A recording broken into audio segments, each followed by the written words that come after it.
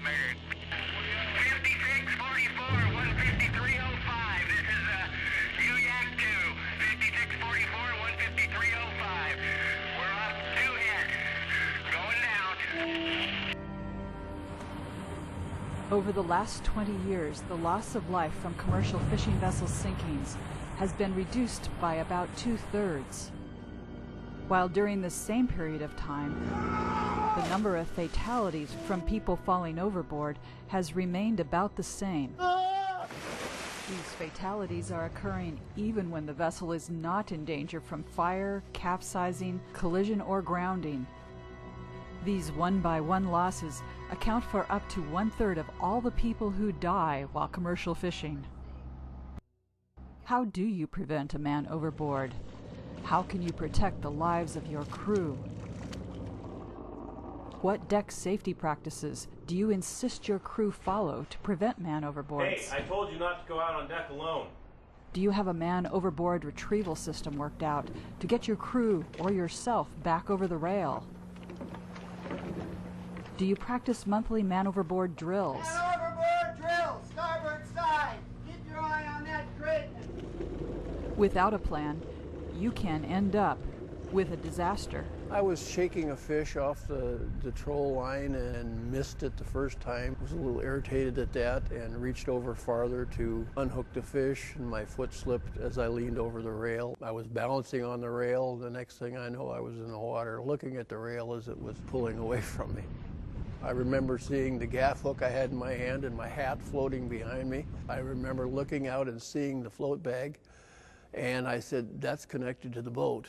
So I swam away from the boat by about 40, 50 feet, caught the float bag as it went by, hooked my hand in it, and so I was now connected to the boat. Leland ran back to the cockpit and pulled the fishing line in the float bag. And it just pulled me right to the boat. And probably within about 3 minutes of the time I went overboard, I was back at the side of the boat. And then the problem started because I was considered bigger than I am now, and there was only one person on the boat, and we couldn't get me into the boat. So for about 25 minutes, I was at the side of the boat as we were trying to get me back onto the boat itself. There are many types and styles of wearable personal flotation, or PFDs, now available. Hey, good morning, guys. Hey, my name is Devin Lucas. I'm with the National Institute for Occupational Safety and Health. We're going around doing a study with fishermen today about PFDs. Basically, we're asking guys to wear some new styles of PFDs and wear them for a month and let us know how comfortable they are to work in. Okay. So would you guys be interested in participating? Sure, why not? All right, Yeah, great. come on Thanks a board. lot. A recent National Institute for Occupational Safety and Health, or NIOSH, study provided over 200 PFDs to fishermen to determine their PFD preferences. You know, they're trying to make PFDs that are comfortable for guys to work in. A variety of PFDs were used in the evaluation. Fishermen rated PFDs that were easy to work in very highly. They also rated PFDs built into rain gear as being very comfortable to work in. Each gear group surveyed had different preferences for PFDs. There are a number of different styles and brands available. All of these PFDs have different flotation characteristics, but the best PFD is the one you will wear most often.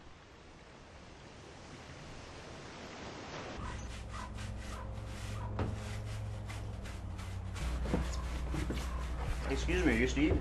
Yeah, you must be the new guy. Yeah, Rick. Come on aboard. I think I'll have you put your gear in here and we'll get started. I've got a couple things I want you always to have a PFD on. I'll get you that here in a couple of minutes. And on that PFD, I want to make sure you've got a whistle. And reason for the whistle is so that I can hear you above the engine noise in case you're in the water. Along with that, I've got a light that attaches to your PFD, and we'll hook that right onto it once we get it out and set. And then I've got a knife, this to help you free yourself in case you get caught up in some line or some rigging. And that just goes right onto your suit right there, and so you can grab that. You might want to practice getting a hold of that once in a while and cutting yourself free. Any questions about what we're going to do? No, I'm good.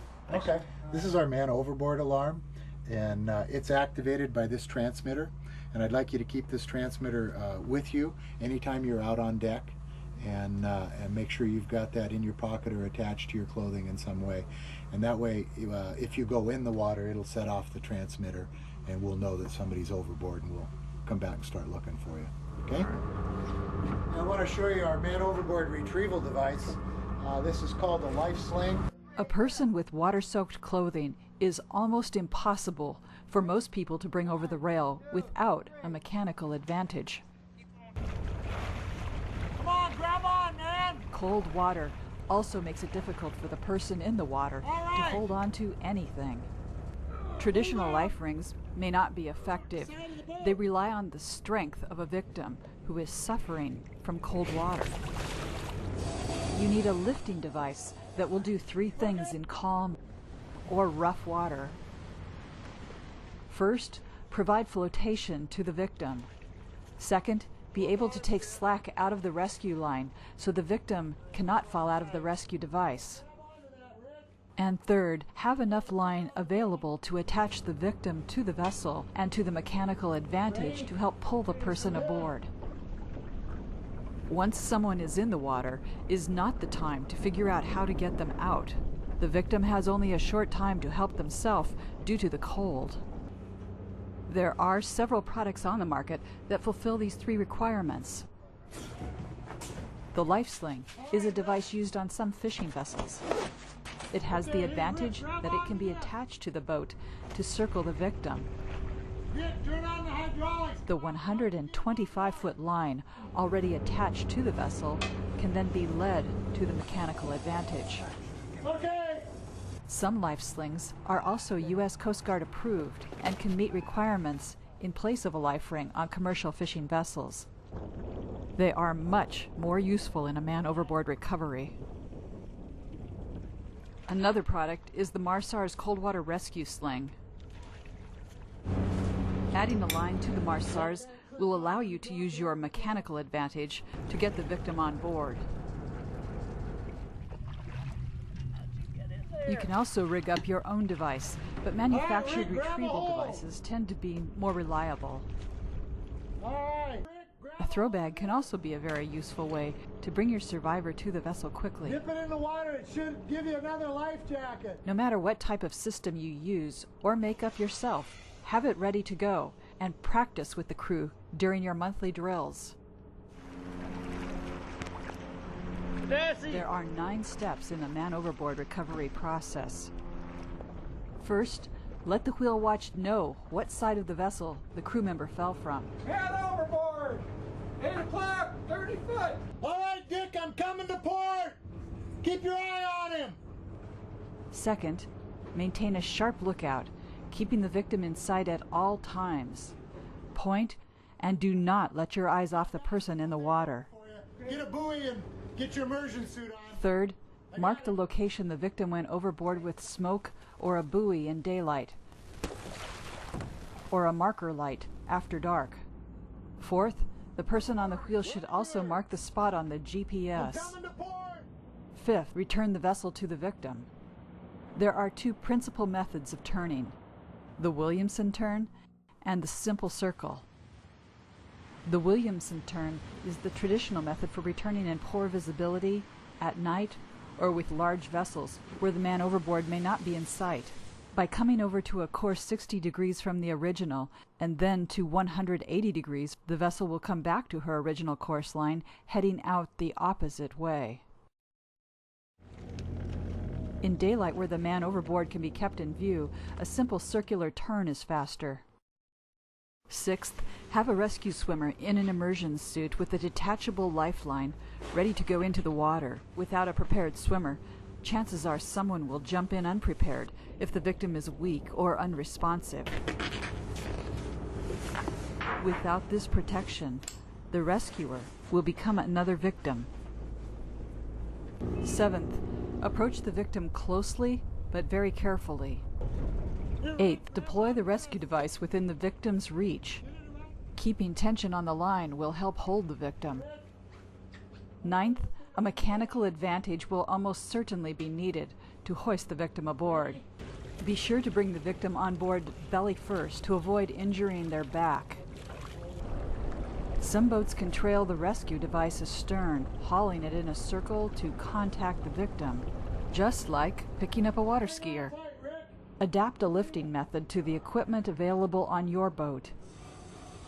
If power is not available, use a simple block and tackle that can be operated by one person. Practice man-overboard drills in a hands-on way before an emergency occurs. Conduct monthly emergency drills. Your chances of a speedy recovery will increase greatly with practice. Learn the maneuvering characteristics that are unique to your boat so that you can safely come alongside.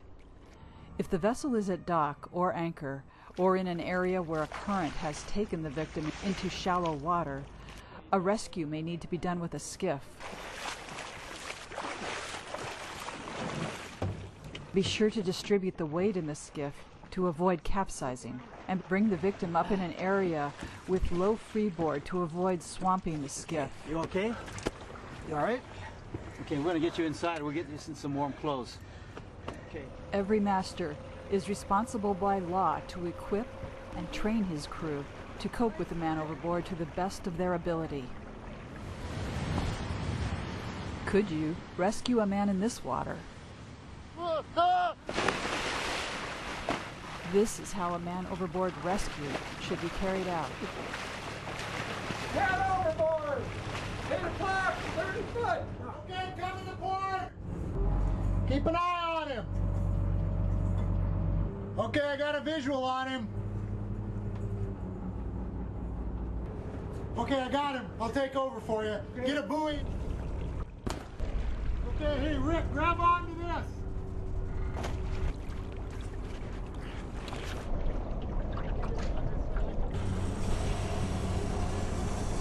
There it comes up. And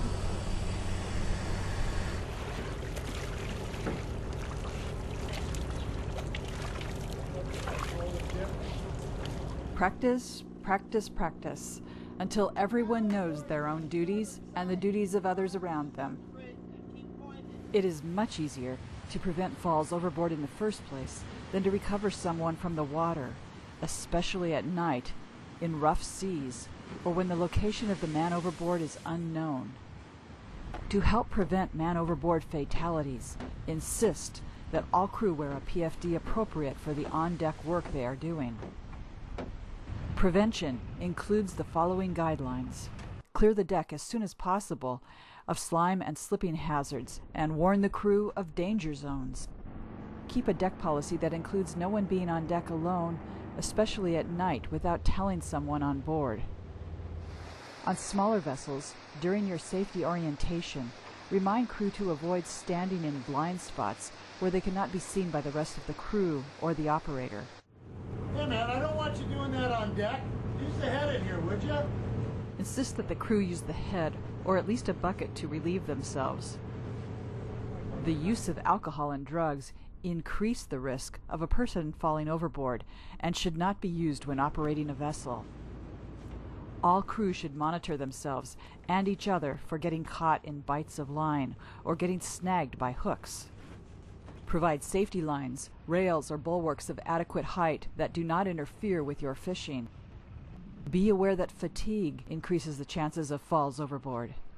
Fishermen who work alone are especially at risk for a man overboard and must have a way to get themselves back on board. Choosing a life jacket you will wear most of the time is very important.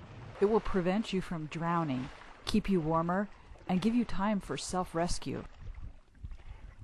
Try to fish within sight of a partner vessel if your fishery allows that.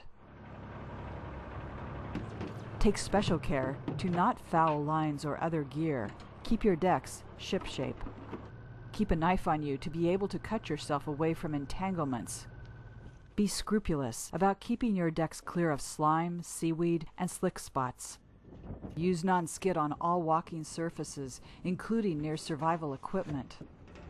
When alone, it is especially important to use safety lines or rails when working on deck that do not interfere with your fishing gear and work. Take extra precautions when working up forward, as when setting or picking up the anchor. Set dog lines or safety lines on deck for working alone when you must go in exposed conditions in high-risk locations.